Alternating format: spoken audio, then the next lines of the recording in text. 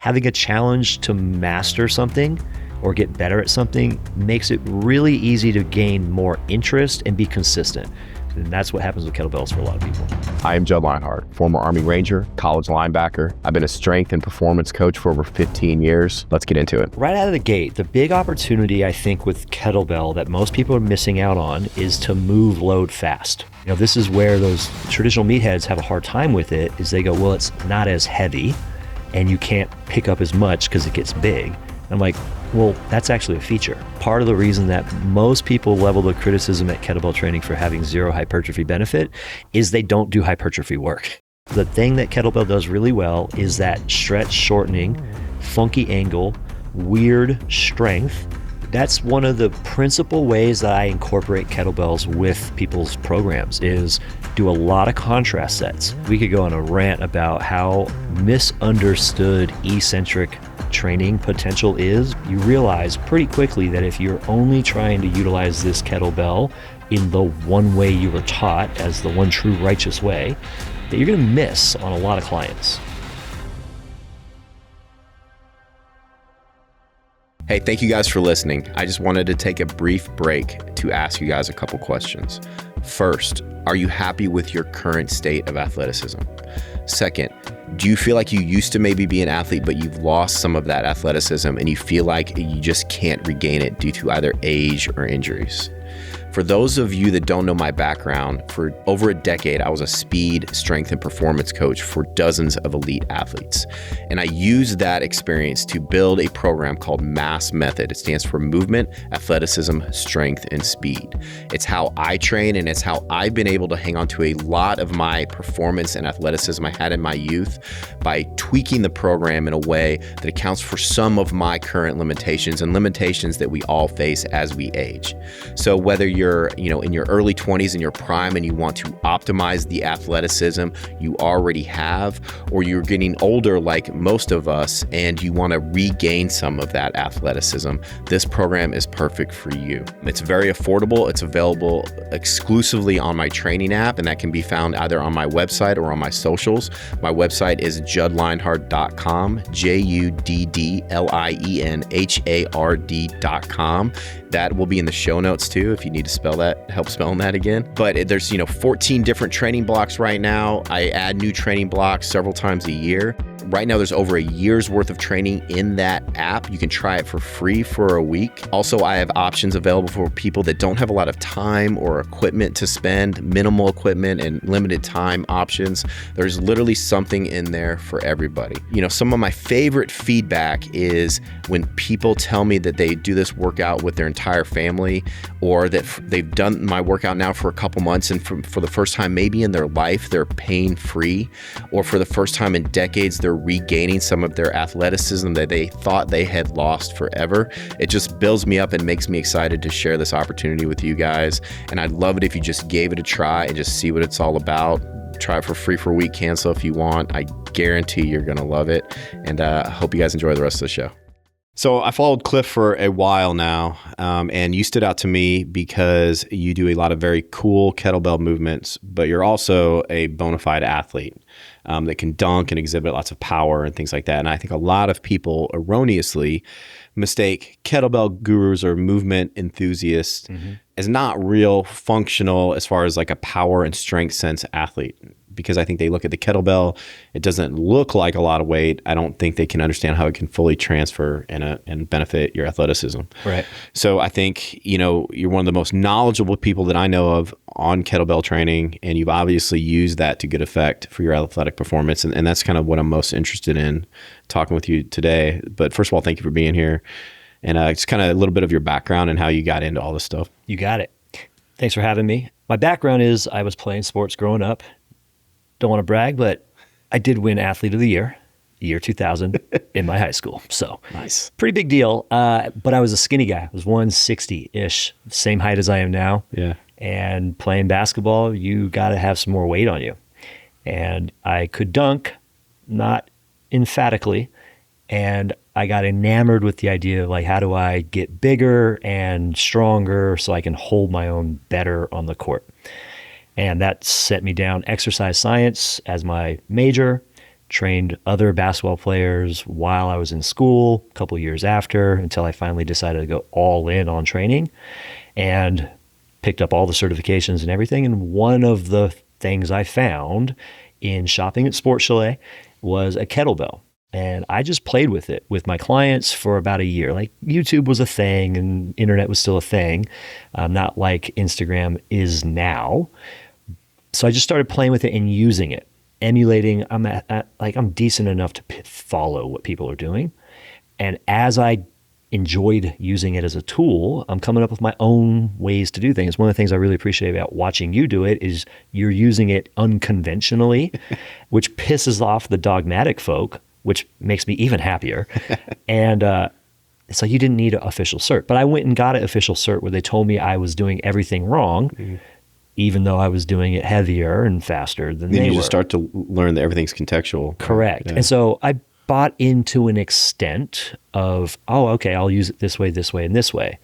And so as I started applying it with more clients across different, my own boot camp, in a club setting, in group, in one-on-one, in semi-private, you realize pretty quickly that if you're only trying to utilize this kettlebell in the one way you were taught as the one true righteous way, that you're going to miss on a lot of clients. And so I feel like that statement can be applied to a broad genre of different implements and forms of exercise, right? 100%. Every single, I remember one time with the TRX, it was hanging in the background of a video and a TRX instructor was like, that's anchored too high. It's like, what the hell? It's like how they find value and a sense of purpose by like adhering, knowing the dogma very well. Yep. They know all the rules. Yep. And I think that's one level of expertise that people just stay at and they become very proud of that. I know all of the rules and I can spot when you're not following a rule.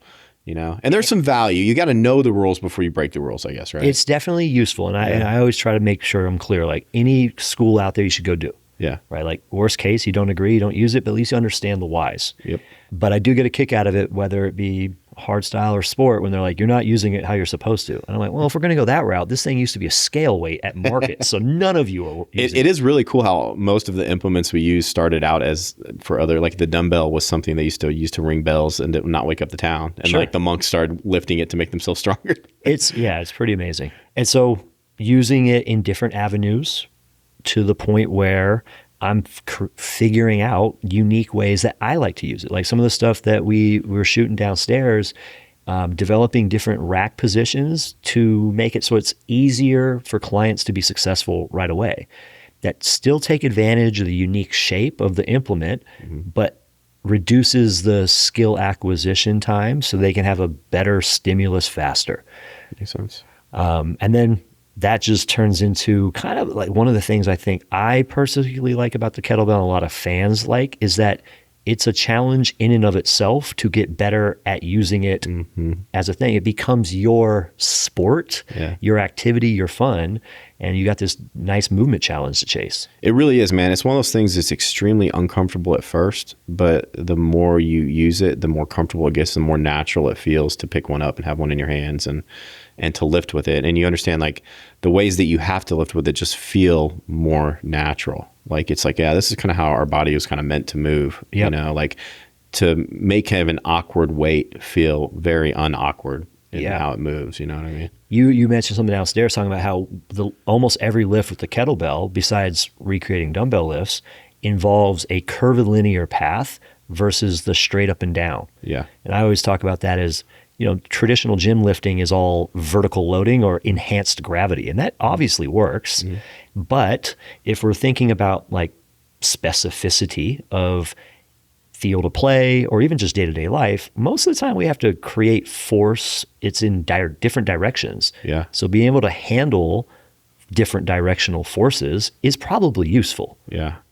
Yeah, I always, whenever somebody's struggling with the kettlebell, it's like, if it doesn't feel right, you're trying to do one of two things. You're trying to lift it straight up and down, or you're trying to hold it like you do a barbell or a dumbbell, perfectly pronated or perfectly supinated. Totally. If you just stop trying to do those two things and just like lift it in the way it feels right. First of all, if you know nothing about kettlebells, just lift it the way that feels right. Forget everything you know about exercise. Yep.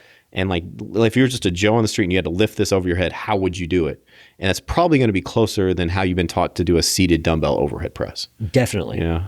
It's when people love talking about constraint-based coaching, it kind of is a constraint-based tool where if you do it wrong, it sucks.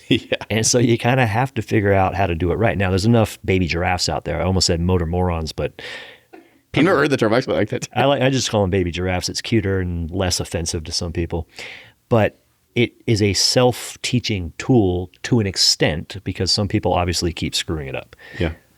And wrapping up that story, like boom, boom, boom, using the kettlebells for power or for athleticism, this is where those traditional meatheads have a hard time with it, is they go, well, it's not as heavy and you can't pick up as much because it gets big. And I'm like, well, that's actually a feature because now it's this odd strength, which is hard to quantify in some ways, which I understand that makes people reticent. They can't quantify it. And especially on those curvilinears. Even though I question how much they actually measure, but they still want things they could quantify if they wanted to. Yeah. You know what I mean? And so the shape of the bell, the handle, the way that you can turn your hand like you were talking about, make it comfortable, you can't accelerate a barbell in the same way because it smashes your knee. Yeah. You can't accelerate a dumbbell because of the shape and the size of how it is. So, without going too grandiose, because there is the kettlebell people that overblow it, and that makes us all lose credibility, is it allows you to do certain things differently than other tools. And if you take advantage of those unique properties, you can get some really cool results. Namely, you can accelerate the load down, and nobody argues that a kettlebell swing is useful, right? Like a quick, fast eccentric into the sagittal plane for the posterior chain, hamstring, glute explosion. Great. We can do that in different directions and because of the shape of the tool. And that really allows us to explore like loading our explosive speed skaters or rotate into it, kind of like how we might have to rotate on any athletic endeavor. Yeah, it really is unique in that I can move with the kettlebell in ways I can't move with any other implement. And it's cool. Kettlebells are cool because they sit in that middle ground where a lot of the day-to-day function that's somewhere in between strength and power. Yeah. That's somewhere in between 1 rep strength and muscular endurance, right? That it's always, the core is always incorporated, much like in real life. Like there's very little you can do with a core kettlebell where you don't have to incorporate your core. And since a kettlebell is so cheap compared to other things we could use and so portable and takes up so little space, like just 1 or 2 kettlebells, you can do so much with that to just enhance your general physical fitness and capabilities. Like you're not going to get, as strong as the strongest man in the world lifting a kettlebell, but being as strong as the strongest man, or you're not going to turn yourself into Usain Bolt with speed training using a kettlebell, but you're going to make yourself a lot stronger, a lot more balanced and fluid and robust, and a lot more increase your practical power. And which is like what we're kind of all going for. And I posted or I had a podcast not too long before this that posted where I talk about the different implements and the benefits and drawbacks. And I argued in there, I got a lot of pushback that like maybe in this day and age when we're not like highly functional on a day-to-day basis, where we spend a lot of time sitting down and just, being inactive, that maybe we should consider kettlebell work our base. Yeah. And the barbell work kind of the icing on the cake to like, once we get that base of strength and functionality and make sure there's no weak links, then we can enhance that with like a barbell or something, right? Makes sense to me. A lot of people didn't like that. No. And I love barbells, man. I've, way more of a history with barbells than kettlebells, but I can appreciate something for what it offers, Yeah. I try to make it clear, like my specialty is more general fitness, like day to day. I haven't worked in a high performance setting. I work with some athletes that just seek me out, but it's very limited amount. And so I always preface, like, to be honest with people. That being said, like, I've studied it for a long time and I've used it for a long time. And if I can help get some people strong and faster. People hate on that, man. Like if you haven't worked, like how many Division I, and I've trained my fair share. I can compare resumes with almost anybody. Like how many pros have you worked with? How many Olympians have you worked with?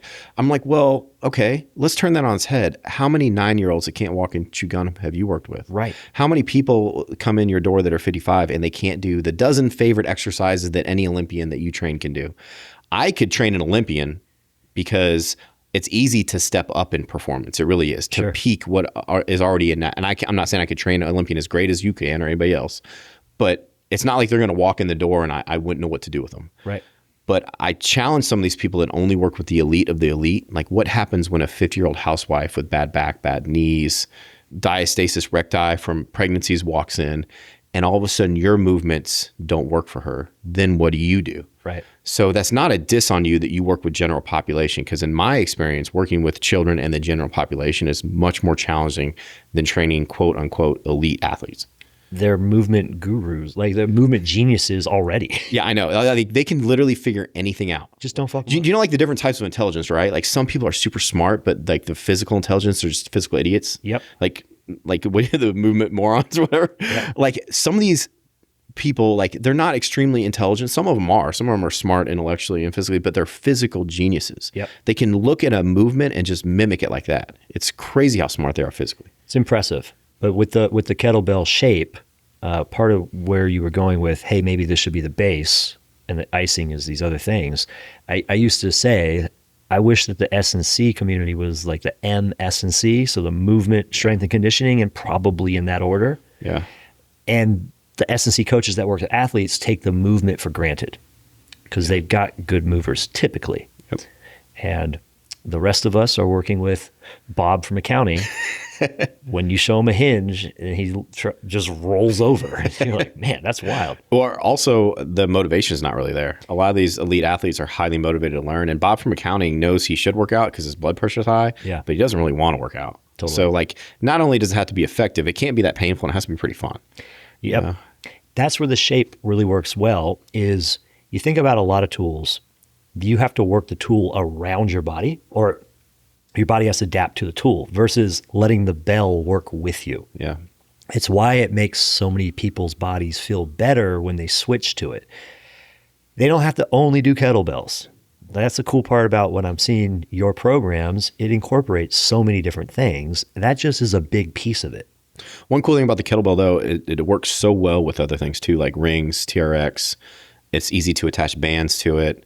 So it's easy to incorporate kettlebells into other modes of training to, if you have a TRX or a set of rings in your house and you have a kettlebell, it's easy to do circuits with that and make a workout from those two implements. You know what I mean? Yeah, that seemed, I have a name for the group of people that figured this out in 2020. This is the kettlebell COVID babies.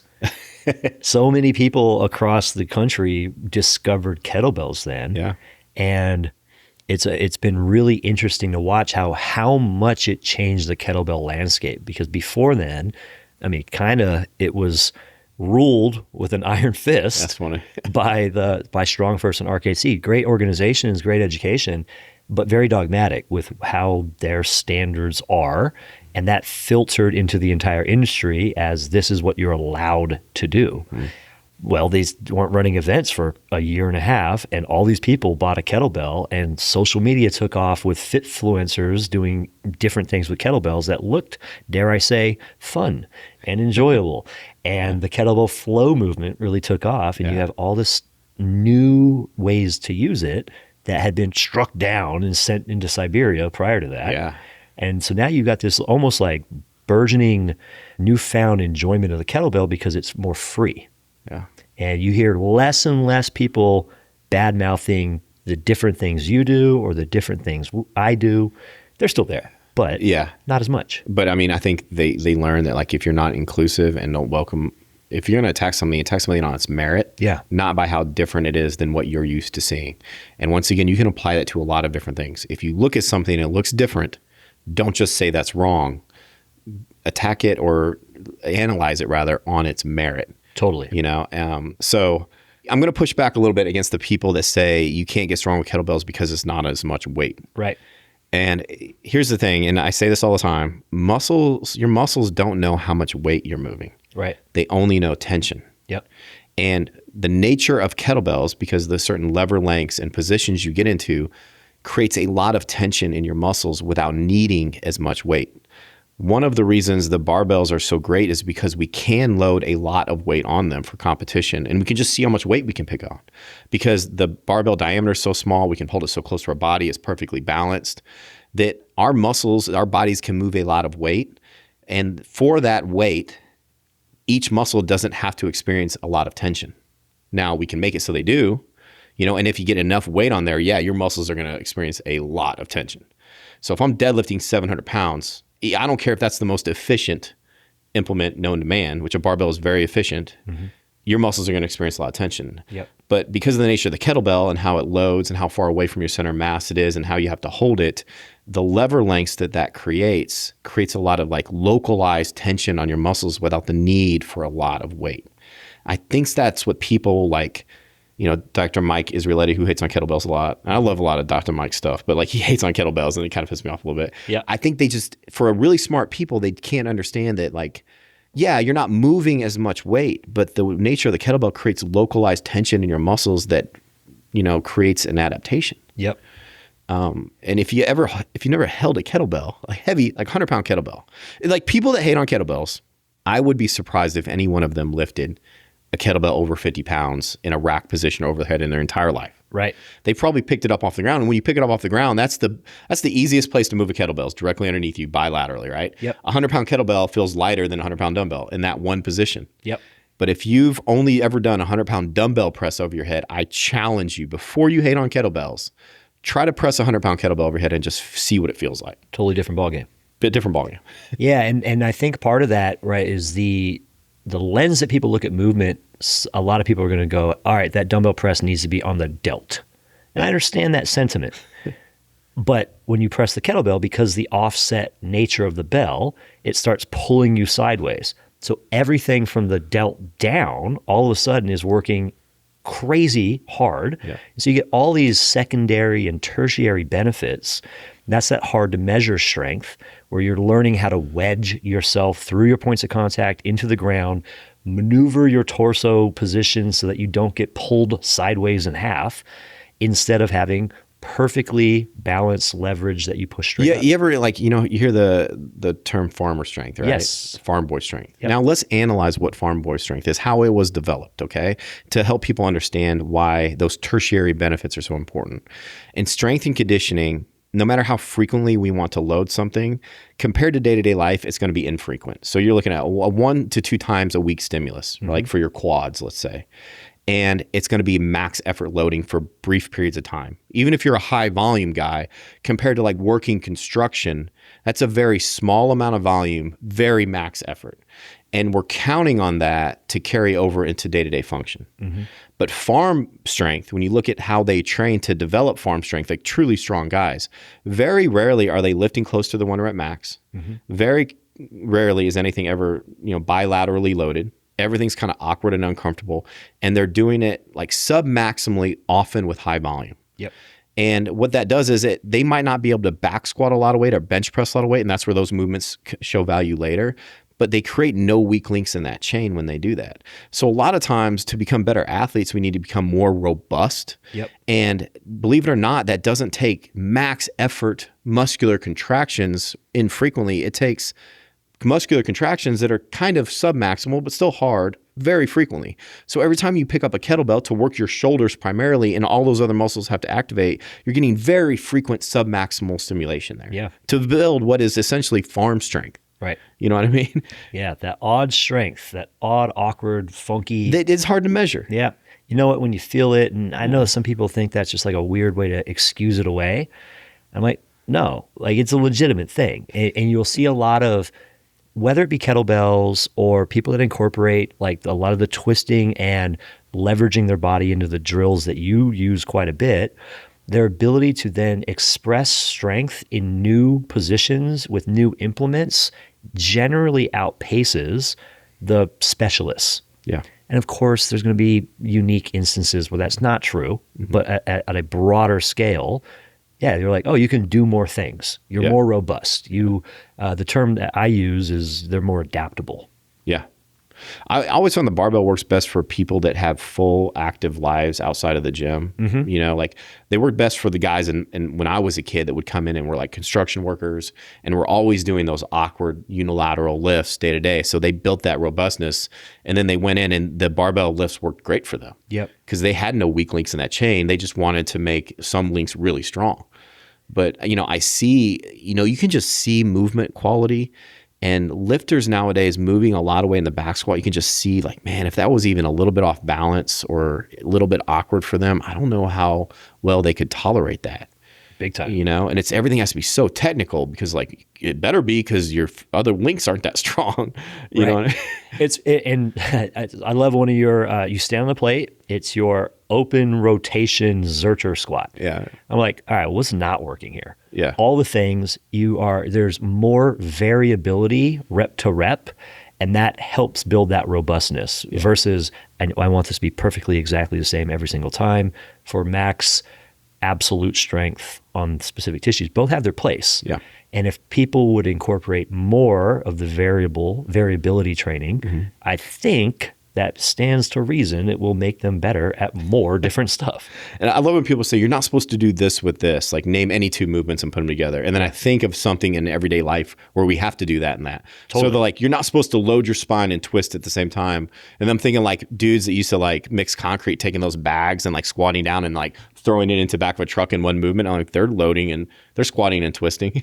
Big time. You know what I mean? Like, it's just funny. The human body can do a lot of things if you prepare it and give it time to adapt. And so you were just talking about how like the construction strength, farmer strength, it's not max effort, but it's done a lot. And I think one of the reasons that people have a hard time contextualizing these other movements as useful is they have one way to measure. What's the max absolute load I can put on it? Yeah.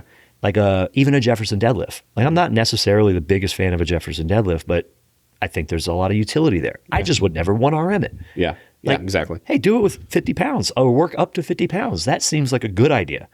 Going with a max effort deficit. If you don't think there's value in it's a spectrum, right? So like what happens when if there's somebody who doesn't lift weights, they just live a sedentary life, but they move around. What happens if that person is injured and becomes bedridden? Do their muscles stay the same size? No, they atrophy. Yeah. So even somebody that is not active, that just moves around, the stimulus they get from day-to-day activities keeps their muscles from atrophying, right? So that exists on a spectrum. So if you're just moving around, all your stabilizers, they're going to be healthier than if you were bedridden. But now what if, somewhere in between that amount of loading and max effort for your multifidi, we don't do max effort multifidi loading purposely anyway. Like, what if there's something in between the two? Yeah. Where it's still not maximal, but it's more than just like carrying the groceries in once a week. Yeah. You know what I mean? And that's what I think they mean by farmer strength is like all of their muscles through high volume, high frequency, submaximal resistance training they've created a more robust system that can tolerate higher and higher forces. Absolutely. And you don't need to always, people hate this. If you want to increase your max lift, you never actually have to train that max lift. You don't. If you wanted to bench press 240 pounds and all you did was bench press 200 pounds, like your maximal mobilities would be affected by that submaximal work because it's fairly close to it, right? So by working submaximally, we are creating capabilities that are above that load to some extent. There's a limit to it. But like, if you get really good at squatting 300 pounds for reps, do you not think that you couldn't go in there one day and squat 350 for one rep? Sure. Like it would create a buffer zone on either side of that where you both get more muscular endurance, you get some more power, and you get more one effort maximal strength from lifting a somewhat submaximal lift. Yeah. Right. Now the strength athletes want to get as strong as possible. They can't. You're I got specialist. it. You're a specialist. But like you do get max effort strength benefits from lifting somewhat submaximally. There are some benefits there. Yeah, that makes sense. With saying that they're a specialist, I like to, if you're open to this, my definition of training athletically versus training like an athlete. And I think this helps contextualize it a little bit better.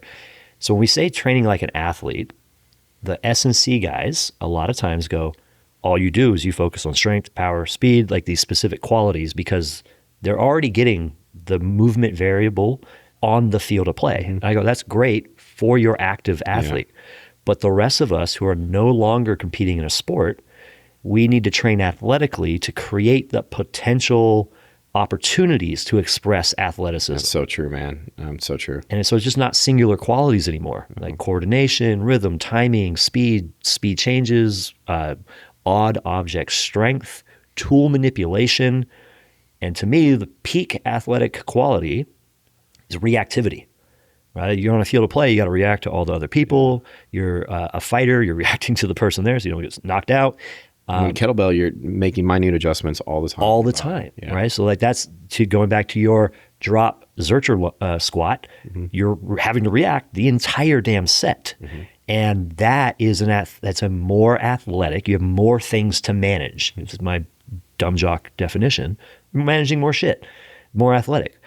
Max loading potential, down a little bit, but There's room for that. Maybe later in the workout, later in the week. There's room for that too, man. Hit that again. Like hit your max, your max intent stuff. Yeah. Control a little more. Do both. I think part of the problem is with social media and everything else, so many of these people, they get their ideas about what strength and conditioning is from that strength and conditioning background. 100%. Like from coaches working with athletes. And they are either former coaches that have gone private or people that took those courses or went through those systems. And now they're like, no, this is all we did at University of Kentucky. This is all you need to do. I'm like, well, those are peak athletes doing peak athletic stuff on a regular basis. Yeah, that was probably all they needed to do. Yeah. It's not all you need to do.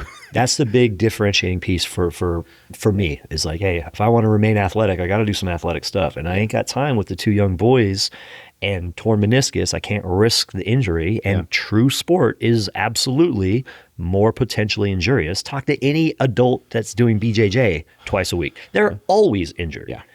So let me control the environment and do wacky stuff in the gym and feel more athletic. So I think we spent 45 minutes trying to sell kettlebells. Yeah.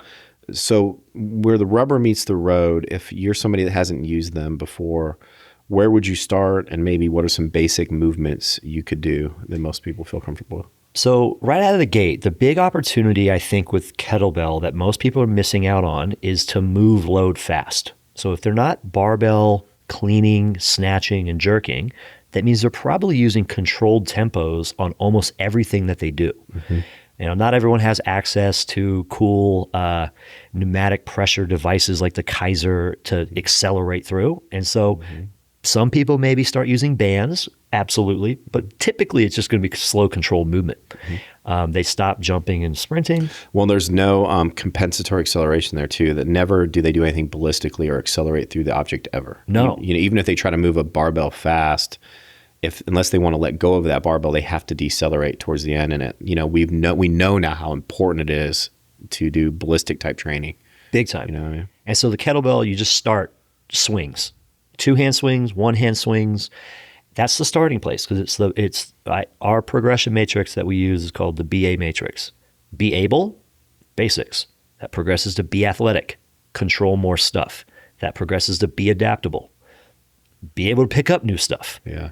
And then eventually it's badass. But so swings. And once you're good with regular swings, change your stance. Then change the angle of the dangle. Right? Now you get to have the benefits are fast, eccentric, break. So you can accelerate it after, take advantage of the stretch shortening cycle, be able to take advantage of the speed-specific mobility challenges that are present with fast movements, gain the confidence to actually move fast. So I think people, when they look at kettlebell front swings, they see it as a back exercise. They're like, that would kill my back. Yep. Or a shoulder arm exercise because sometimes the bell comes pretty high. Yep. And I, for one, even when I had hurt my back, I could still do kettlebell front swings because very rarely did I feel the load in my back. Totally. You know? So what are some common mistakes people make when doing a front swing and like what would you, tips you give them right here to try on it? So the common mistakes in a two-hand bilateral stance, so feet even, they will try to go too slow. And if you go too slow, then you have no momentum that is generated from the posterior chain, the hips. And so you have to try to shoulder raise. And if you try to shoulder raise, you're invariably going to have to lean way the hell back because even if it's 50 pounds, two-hand shoulder raise with the shape of the bell, you just can't do it. Even when people swing it right, I feel like they try to hyperextend too much and like lean too back. A lot of times they will, and that's because they have weak-ass hips. Yeah. Right? They don't know how to use them ballistically. And so they go, hey, back, help me out. Yeah. And they start leaning. Yeah. So biggest thing is you have to be fast with the hips. You have to be able to take advantage of those big rubber band hamstrings. A lot of people think a kettlebell swing is a glute drill. It's primarily a hamstring drill. Stretch them out and shoot the hips forward. And then as the hips shoot forward, your arms are just wet, useless spaghetti noodles, and they just float. So your hips drive and your arms guide. Doesn't mean your arms are 100% inactive because guiding, you have to do a little bit. But if you explode with the hips, they come up, it floats. And that floatiness means it's weightless. You'll have a lot of people comment, you used your arms. It's like, no, it's just floating. Where the back, more so than leaning back, the back is a problem, is on the way down. And they try to just slow down the descent. They either resist it, and then it's pulling them forward because now that load is not being directed where it needs to go back between the crotch, or they have timing off. So they break at the hips before the bell is close to them. And that changes the leverage, like if you were deadlifting out in front of you.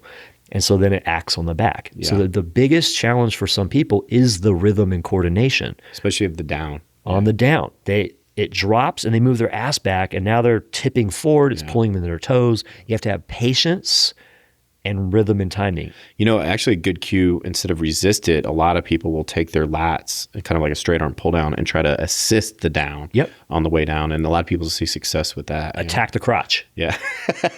I think part of the reason it works well is it makes the bell go at their nuts way faster. And so then they're like, oh, let me get out of the way. You know, if I want to focus more on my glutes, what I have to do is I have to get a much heavier bell, shorten down the range of motion, and like use my lats to not let the bell swing as much. And then just do higher rep, you know, swings with a heavier, shorter range of motion.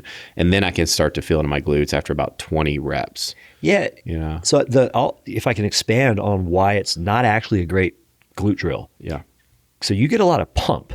And, you know, Brett, glute guy, talks about, hey, short range glute training is valuable.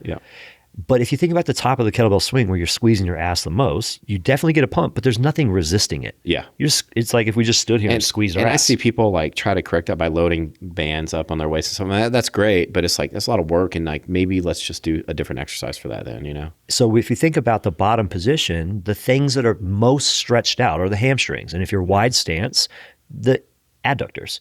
Like I go really technical in the courses. I go, hey, the wider your feet are, the more innies.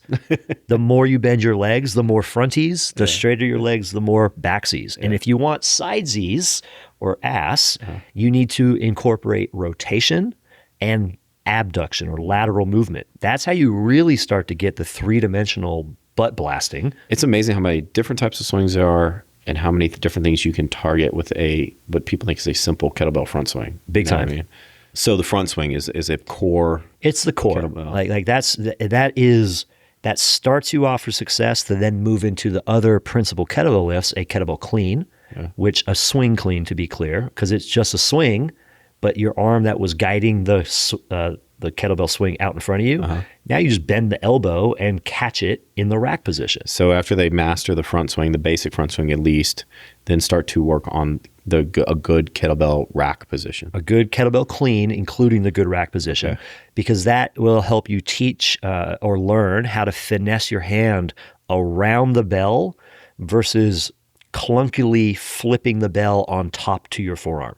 So that's something I see a lot, either with snatches or cleans, is the clunk into the rack position. Either it's here or here, right?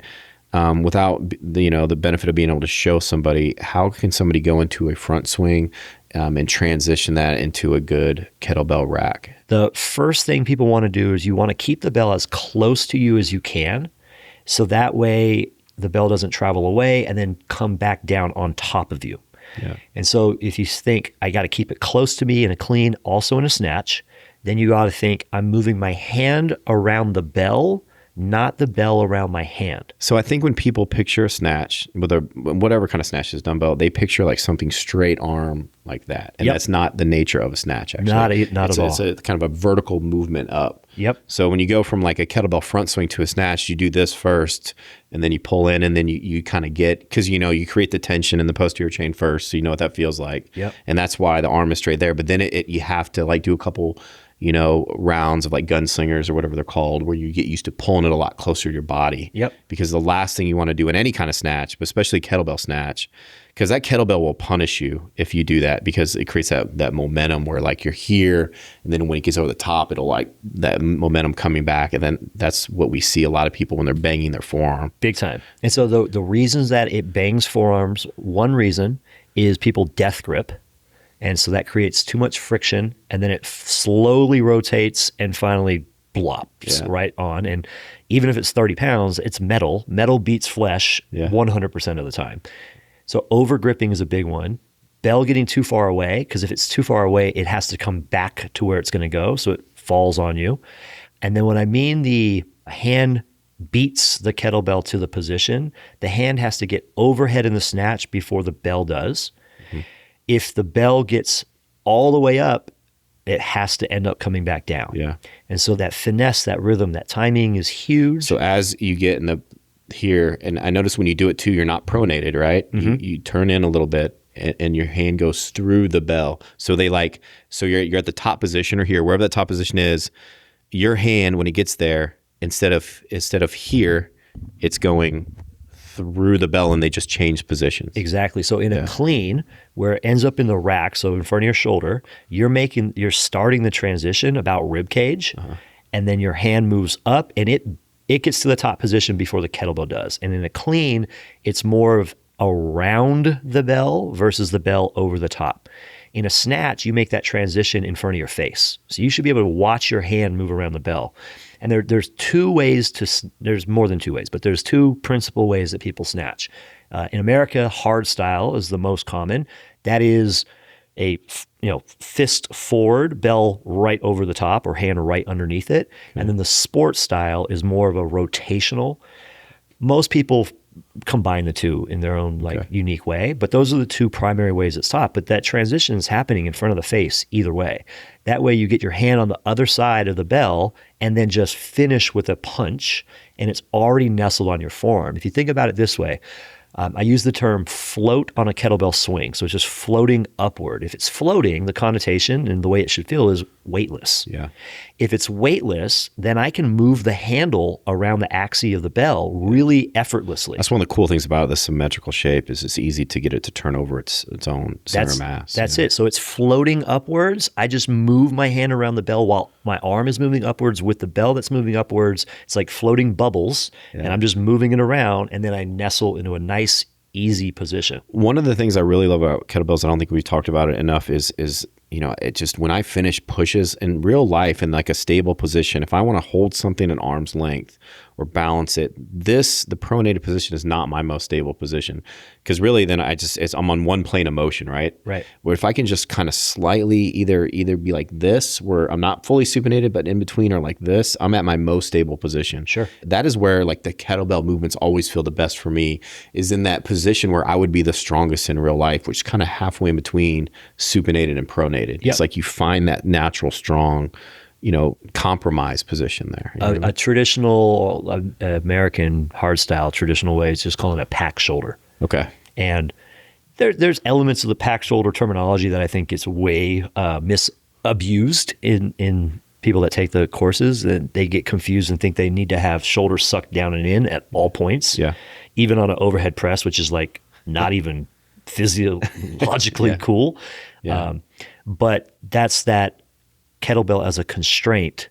Like, you figure out that if I internally rotate too much, that kettlebell or overhead internally rotate, or in front of me here, the bell is going to sneak around to the inside of my wrist, and then I can't hold it, and then I drop the kettlebell. So the biggest thing that when I see, like with the rack position, especially if somebody's not incredibly strong and the bell itself isn't very large, is that they let the ball fall in. And then it's like it catches their thumb, and it happens once and it hurts, and then they just hate the kettlebell. Yep. You know what I mean? Because the bell will come in, or they'll have it here, and then they'll try to finish it like a dumbbell. And like you said, that little twist, the momentum of the bell will carry it and almost fall on their head, and then they you know what I mean? It's like, no, that's a teaching moment. Yeah. Do it again, and don't let that happen. Yeah, and it's it's one of the things I understand the criticism of a kettlebell, in that you're like, we'll see how much more complicated that is than a dumbbell. And I'm like, whatever, man. Well, you're trying to teach movement. Yeah. Right? If you are just trying to make your muscles bigger, if you're just trying to do that, but if you're trying to get somebody to actually move better and more competently, that's it. What are we trying to do here? Because a kettlebell can do both. Yep. Dumbbell to some extent, not as well as kettlebell though. Well, yeah. And so, hammering that point home, I see you using machines. I see you using bands. I see you using kettlebells, barbells, all the things. I use machines. I use barbells. I use all the things. Yeah. Use the tool that can challenge you in the adaptation you want. Yeah. And the thing that kettlebell does really well is that stretch shortening, funky angle, weird strength, rep ranges. Sometimes I know this is sacrilege, but like if I've been sitting around a lot and not doing much, but I'm, still a bodybuilder at heart, so I still want big muscles, right? Yeah. Like sometimes I'll do my first half of my workout with kettlebells so that I just generally feel better. Yep. And then I'll finish by pushing really heavy stuff around on machines. Oh yeah. Like I actually do both in the same workout. You're allowed to do that. Yeah.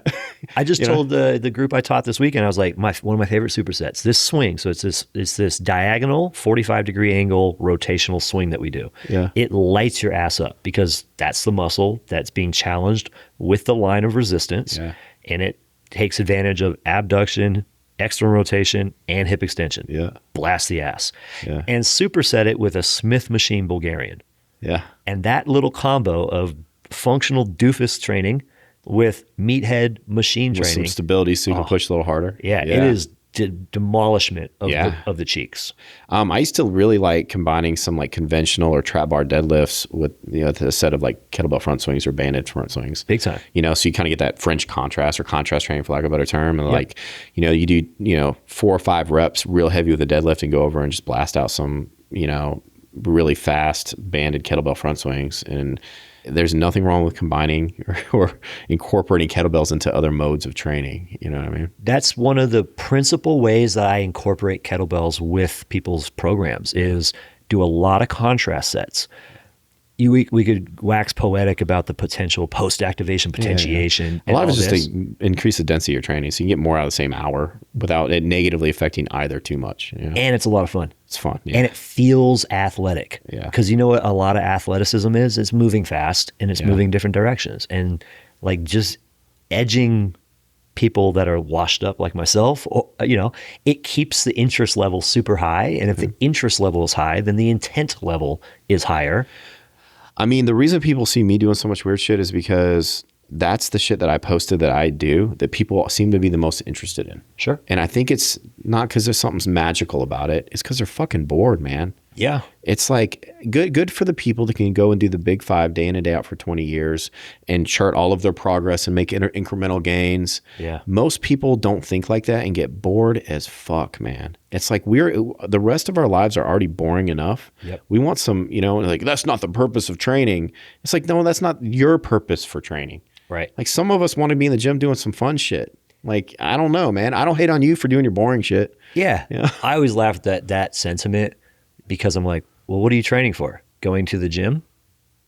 Okay. That's the same thing that I'm doing. We're both going to the same fucking office, man. Right. Neither of us are paid athletes. Yeah. So you choosing to express your effort in that barbell lift versus Sally over here doing mace bell swings, I don't see a fucking difference. It looks like Sally's having a lot more fun than you. Yeah.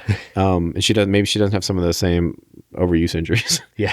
Yeah. And I work out and I work with some pretty high level raw power lifters. And here's a little secret. When they're not close to competition, they do a lot of funky shit too, because they get bored too. Right. And they know that just generally getting stronger makes them stronger. Yeah.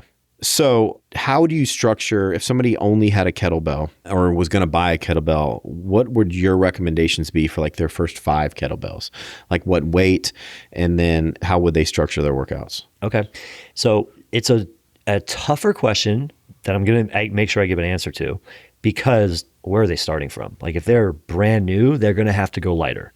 But a general recommendation I like for gentlemen, for bros, 16 kilograms or 35 freedom units. So 16, 20, and a 24 if you had 3 bells. 16, 20, 24. Those are the standards. The traditional hard style uses the 24 kilo, 53 pounds for men as the standard. Yeah. That is for general population going to be plenty heavy for them to be able to use the kettlebell drills and get a lot of physical development. Because so a 50-pound kettlebell. Yep. So if you're a 180-pound dude, that sounds about what a fairly, not super strong, but strong 180-pound dude could press over their head. Yep. Right? Which is like, if you get a kettlebell, you're going to want to both be able to press it over your head with one arm and get some value from it. Totally. And they may start out, they may have to do a push press or a jerk to get it overhead. Great. They can work towards it. They can work the negatives. because you want it heavy enough to still challenge your pulls to an extent, Yes. and still challenge your lower body to an extent. Yeah. And I think it's important to acknowledge that, yes, the bilateral lower body lifts may be underloaded in a pretty short order of time for most adult men.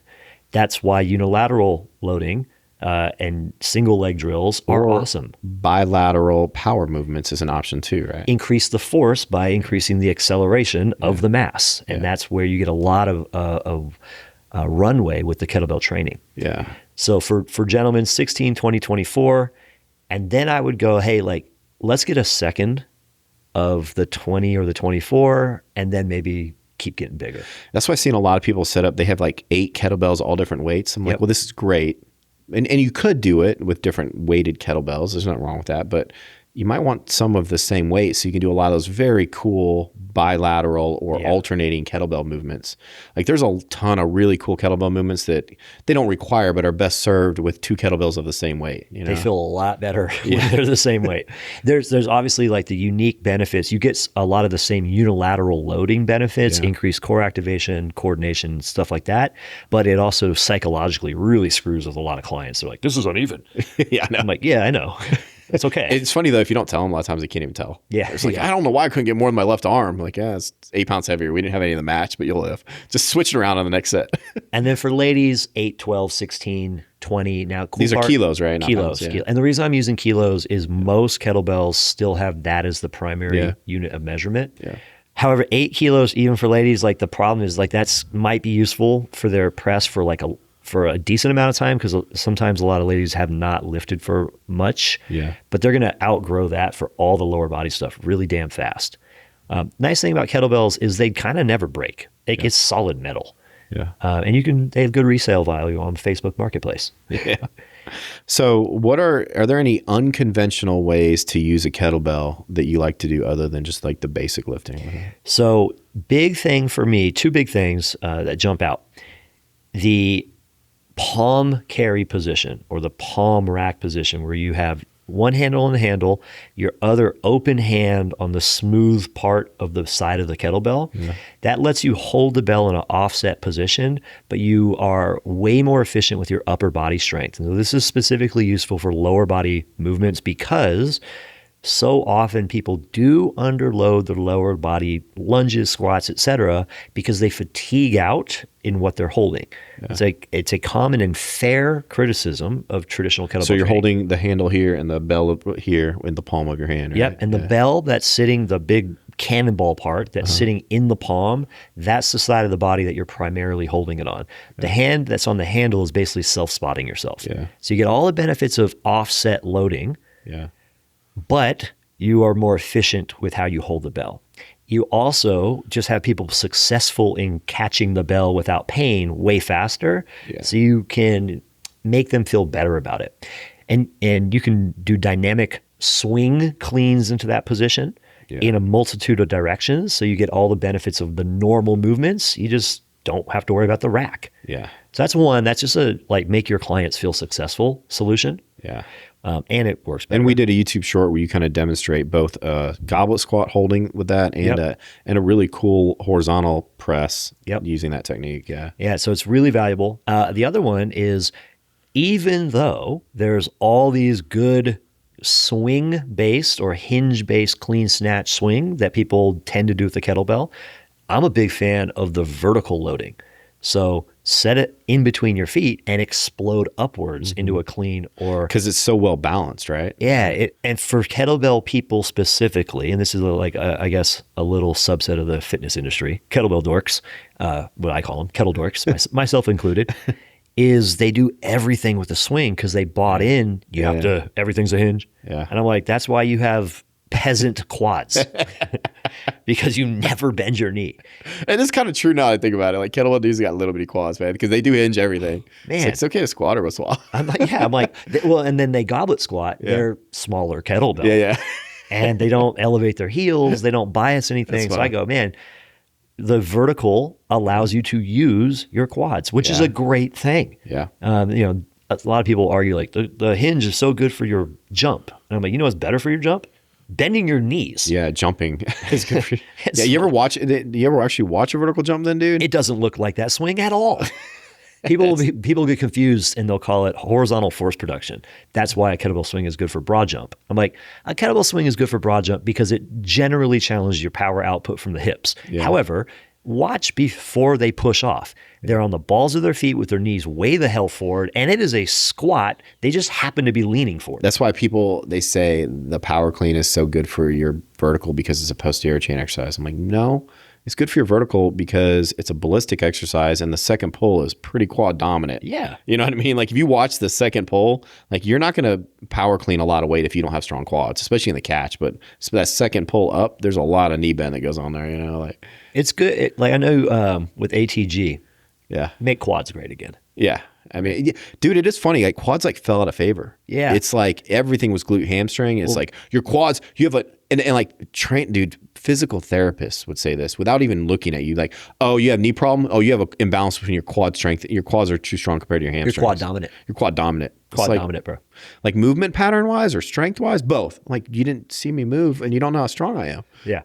Like, and I'm wearing cargo shorts. I never wear cargo shorts, but you know, yeah. like it's just funny. Like quads just got hated on, man. Like, no, poor bastards. Poor bastards. They, and now that short shorts are in favor, and I think we may be setting a record for most inches of thigh in these two chairs. I am slowly working them up my legs too as we speak. Yeah, one little shift and the 5 inches becomes 3 inches. I got to sell stuff somehow. So the final one, third, and this is a big one for me. I think that the kettlebell is better in unilateral shaped positions, right? You can only really fit one hand in there. Yeah. So it's an easy sell in the upper body. Yeah. You can't do much two-handed for upper body, but for lower body, use a kickstand, use a lunge. Yeah. And the limiting factor for most people in their cleans and their snatches and everything is that their grip or shoulder girdle gives out first. So just remove one leg and you've got a better loading profile. Yeah.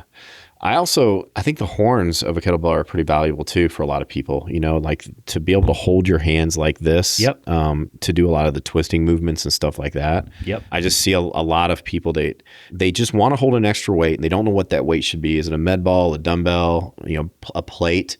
And those are all okay options. Another great option is just take a kettlebell and hold it by the horns. Yeah. And then, especially a light one where you're not going to feed, and then you can do a lot of your weighted power movements that way as well. Yep. So I think a lot of people, they don't use the horns of the kettlebell enough or see them as something they can hang on to. It's definitely, and an intricate detail about kettlebell horns, depending on the brand, it can make it incredibly hard. Oh yeah, if it's like straight up and down. So that's right. A sport, all of a sudden now you're just in an isometric curl, which, great, you get a bicep pump. Yeah. The ones that, the cast iron bells that have a little bit more diagonal on the horns makes it more friendly. Yeah, that's true. And then another cool thing about kettlebells that I like, how friendly they are with bands for one. Yep. So I can use bands with them and creates a lot of dual vector, type stuff there. And then finally, I can fit my foot through most kettlebells. Mm-hmm. So like I can do a lot of tibialis anterior work with it, and I can do like some hip flexor work with it, or use it like an anchor to like do some sit-ups with. Whereas it's kind of the dumbbells, like when I put them on a dumbbell, a lot of times the dumbbell will either roll or it's so low that it's hard for me to get my foot under there. And then like a kettlebell, when I want to do like hanging raises or something like that, I can actually fit both feet through like a 30-pound kettlebell, and I can like tuck my knees up. So it's like not what a kettlebell is designed for, but it's just the nature of the handle. I can fit my foot through it. Yeah. So it's like, what are all the things I can do for like my front of my shins and my hip flexors and my abs? Yep. Now that I can put this weight on my foot. you know what I mean? One other thing that people, this is like sacrilegious to say, but kettlebell curls and kettlebell tricep extensions are actually fairly interesting, because when you get to the top position, the way the kettlebell's hanging, you still have a hard contraction to not fall. Yeah. And usually people, when they come up, they get to rest right there. Right? That's just resting in a dumbbell position for all intents and purposes, but kettlebell's trying to rip you down. Yeah, that's a great point, actually. Yeah. So it gets to be fairly juicy. And so part of the reason that most people level the criticism at kettlebell training for having zero hypertrophy benefit is they don't do hypertrophy work. Yeah, exactly. Yeah. Just do it's hypertrophy still a work. weight, man. Yeah. And like if you're talking about pure hypertrophy work without much of a strength benefit, you can do that upwards of north of 20 reps. Yep. So even if you have like a 40-pound kettlebell, if you do 20 plus reps to failure of curls with that, it's a hypertrophy stimulus for your biceps. It's not just a muscular endurance stimulus. You know what I mean? Like, Yep. So yeah, you just, like you said, people just don't use it for hypertrophy. That's it. Like just, hey, slow down, do some curls, do the chest press, and it will work. Another thing with kettlebells too is, you know, the fast eccentric loading, if done for high reps, creates a big peak tension during the eccentric, which does have hypertrophy benefits. Oh, absolutely. Man, we could go on a rant about how misunderstood eccentric training potential is by most of the industry. Yeah. They don't understand how you're stronger, how a short, more forceful eccentric. I think I've figured out the best way to describe it to somebody.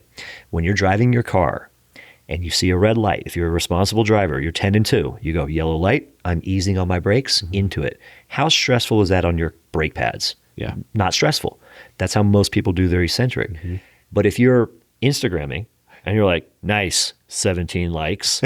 Oh shit, red light, and you slam on the brakes, that's really stressful for the brake pads. Create a higher peak eccentric force. Big time. And that's what happens to the muscles. Yeah. And I said it downstairs, if you can't brake, you break. Yeah. So from a injury prevention standpoint, being able to hit the brakes hard from multiple angles is very important. From a hypertrophy standpoint, that increased demand, I was looking at this because we did a big section on eccentric training, like short, harder eccentrics are better for hypertrophy than long eccentrics. Yeah, they are. You just get tired and eventually you get to the effective reps that way. I know that's hard for people to understand. So like when there's a fast eccentric, you could do them in a way where you don't get much value from it, right? But it's hard to tell just by looking at somebody sometimes. They think that's not a hypertrophy stimulus. They're like, no, you need to control the weight on the way down. Well, like control isn't a factor in hypertrophy. Right. Like your muscles don't know control. They just know tension, right? And so tension is just force. It's like rope force, right? And the two aspects of rope force are mass and acceleration. Now, people think acceleration is a change in speed, you know? But if you are applying force to try to prevent something from accelerating, so if it's staying the same speed where, and if you weren't applying that force, it would actually be speeding up, let's say. Right. So if I'm going down and it's fast, but if I wasn't, it would be accelerating. So the force I'm applying to this thing to keep it from accelerating is essentially acceleration training. Right. Right. So the eccentric might look fast to you, but if I'm applying force on the way down and it's pulling me down fast, right, and I reach that peak eccentric loading at a long muscle length where it's supposed to be the most valuable for hypertrophy anyway, that is a strong argument for very fast full range of motion eccentrics, where a lot of the acceleration takes place at long muscle lengths. Yep. That's also very dangerous. Yep. But I mean, like you said, if you train for it, then when it happens in real life, you're less likely to break while doing it. Like the most extreme, shortest distance of like fast eccentric is like shock training. Yeah, I mean, and drop off and hit the brakes really fast and stop. Exactly. And so you can tell when people aren't good at that because they have to use a full squat depth to decelerate themselves. Yeah. But yeah, it's Do you know an interesting tidbit? I think the Iranian head Olympic weightlifting coach, you know, Iranians were like famous for Olympic weightlifting, and he didn't have a lot of money. They didn't have a lot of money in Iran, but they had a ton of talent because they could pull whoever they wanted. You didn't get to volunteer, you were voluntold, right? Yeah. So I can't remember where I heard or read this, but all he would have the kids do is get on top of a tall box and tell them to jump down. Yeah. And didn't tell them what he was looking for. And the ones that could stop themselves faster, he'd be like, you come over here. The ones that took longer, he's like, no. Yeah, and the only thing he looked at was their ability to attenuate force quickly when they hit the ground. Makes sense. And he created like one of the most dominant Olympic weightlifting programs. I'm sure he did other stuff, but he chose well based on one fucking test. Yeah, that's pretty cool. But I think it's about time to wrap it up. I got a lot out of this, man. I hope other people did as well. Two things. Is there anything else that you want to tell people about kettlebell training that we might have missed in order to get them to give it a try? Or No. It's fun. Like, not to be just make it simple. It is a fun challenge. And if you are lacking a little bit of like, I don't know what direction I want to go into the gym, having a challenge to master something or get better at something makes it really easy to gain more interest and be consistent. So people fight consistency all the time. Yeah. And if you find something that is a challenge to you, that will help with it. And that's what happens with kettlebells for a lot of people. Awesome. And then what do you got going on right now? And then how can people find you? So people can find me on Instagram at Clifton Harski, or the company that I'm the CEO for a company called Pain Free Performance Specialist Certification. And we have a couple of continuing education courses for fitness professionals. One of which, most pertinent to this conversation, is Functional Kettlebell Training. And we just teach in a very different way to the conventional approaches that are more dogmatic. I would describe this as a fitness certification that will help you learn a lot of very effective ways to use the belt. Nice. And then you have a fitness app as well, right? A fitness program people can do? Yes. So the app is called Unbreakable, and you can find it on the App Store.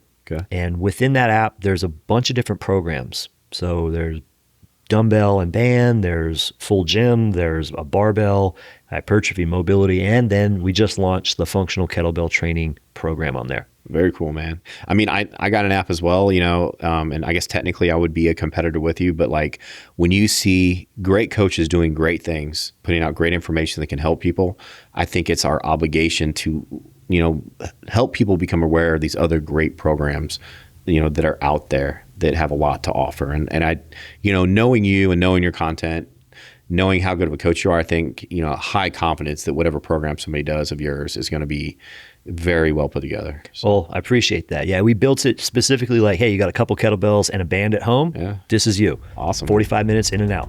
Awesome. Well, man, I appreciate you coming on the podcast and taking some of your time here in Austin to dedicate it to my podcast and helping people learn to love kettlebells. Yeah, man. Big fan. Thank you.